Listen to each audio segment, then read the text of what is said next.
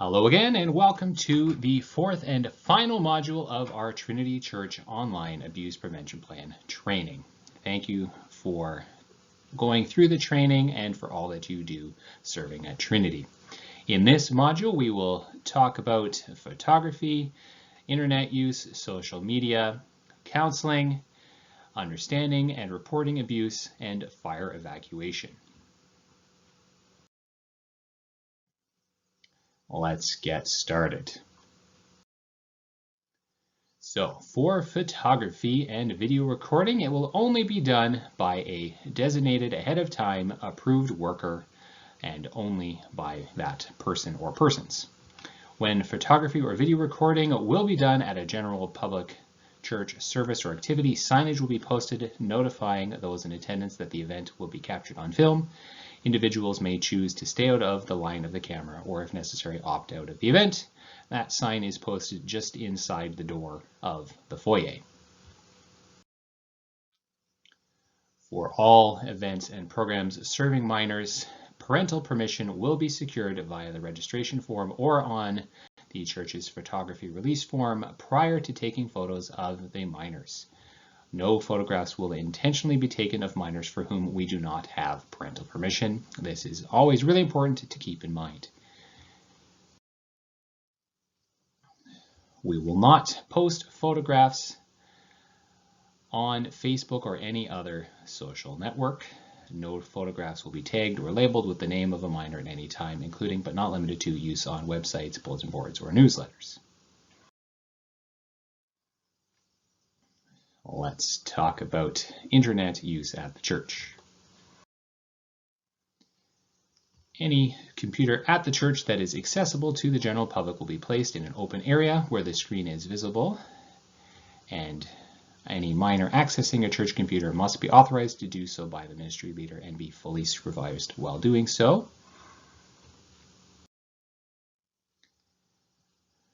Internet filters or similar will be installed on the computer to limit access to adult content or anything that we don't want people getting to, and access to the Wi-Fi is password protected and limited to use by authorized ministry personnel only. Social media will be used to communicate with parents and youth for the following purposes. General improved communication, keeping those lines open, to promote and advertise church activities, to notify parents and or youth of events, and to arrange face-to-face meetings. Communication for minors under grade 6 must be directed solely to the parent or guardian. Communication with all minors in grade 6 and above via email, text message, Facebook, or any other online or digital means will be used with parental permission obtained through registration forms. All communication via social media networks should be done in view of other people, i.e. on public pages, wall-to-wall, copied messages, not through direct private messaging. Workers will limit communication with youth to daytime hours, 8 a.m. to 11 p.m., and workers will refrain from using social media networks for counseling or pastoral care. So let's talk about counseling. Counseling is defined as ongoing conversation dealing with one or more personal issues. A brief, one-time discussion listening to a problem is not considered counseling. It is advised that no worker should counsel a minor alone. However, if one-to-one counseling is requested, the following must be observed. A member of the pastoral staff shall first be advised. Parental guardian consent shall be obtained in writing prior. It must take place in an open area and should be referred to a qualified counselor. As a general rule, we do not counsel minors.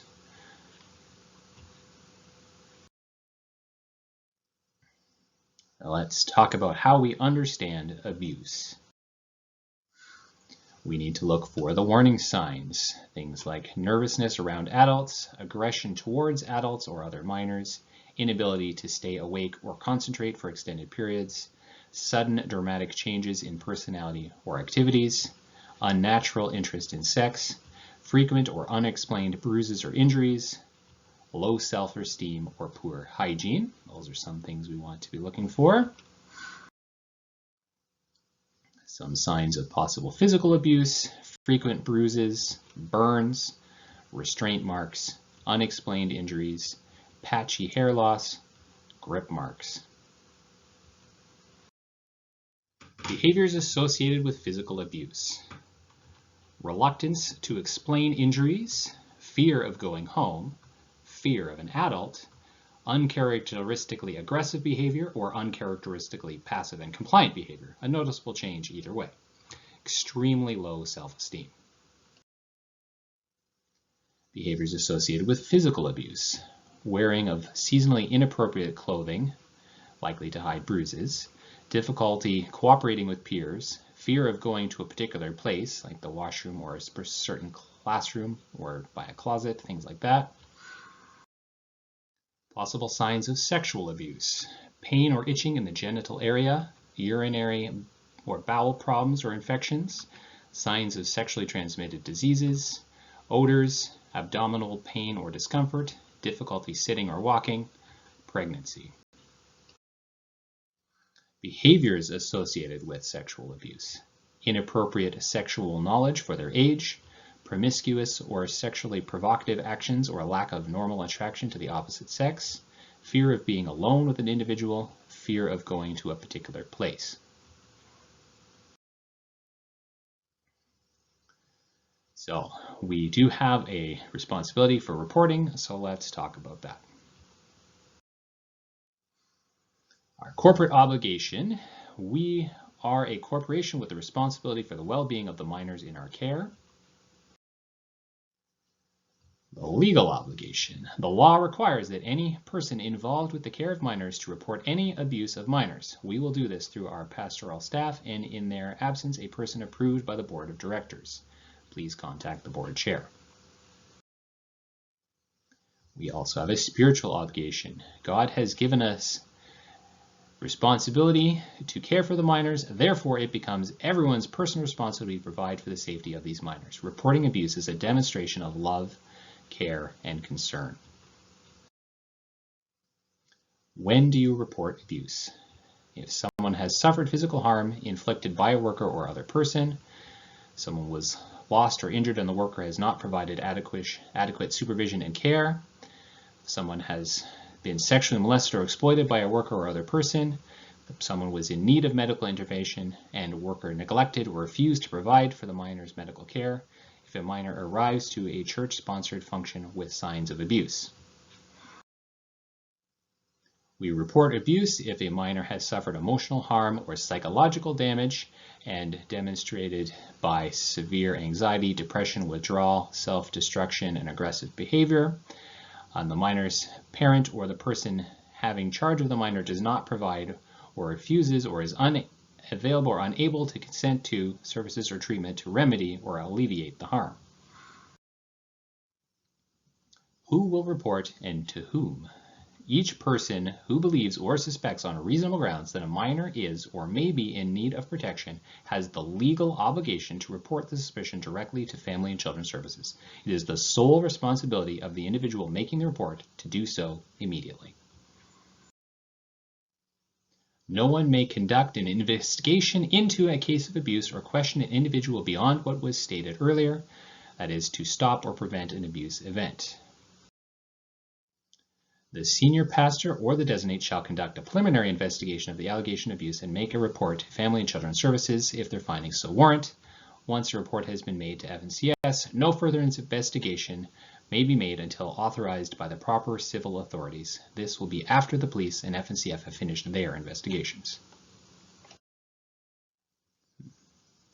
The church and all individuals involved shall use their best efforts to maintain confidentiality regarding any information obtained and any report or records pertaining to the case of an abuse.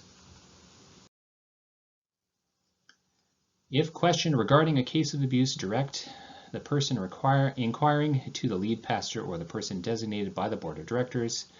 The board of directors will appoint a spokesperson for all media inquiries.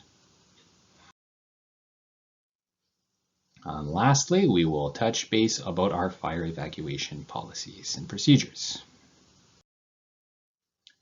If the fire alarm sounds while you are supervising minors, pick up the attendance page, proceed to the closest exit to the parking lot, make sure everyone in his attendance is accounted for, work together to carry all the babies out.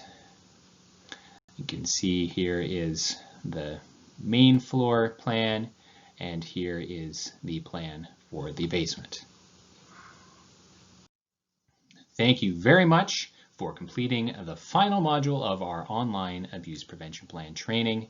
You are amazing. It is so great to have you serving at Trinity and supporting the kids and the youth.